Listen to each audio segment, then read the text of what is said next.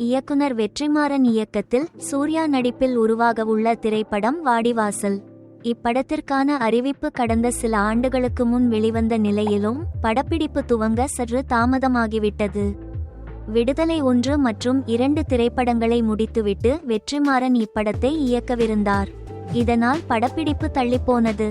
ஆனால் சமீபத்தில் தயாரிப்பாளர் கலைப்புலி எஸ்தானு வாடிவாசல் விரைவில் துவங்கவுள்ளது என அறிவித்துள்ளார்.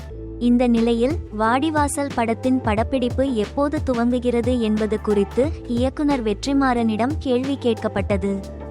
இதற்கு பதிலளித்த இயக்குனர் வெற்றிமாறன், மே அல்லது ஜூன் மாதம் துவங்கும்.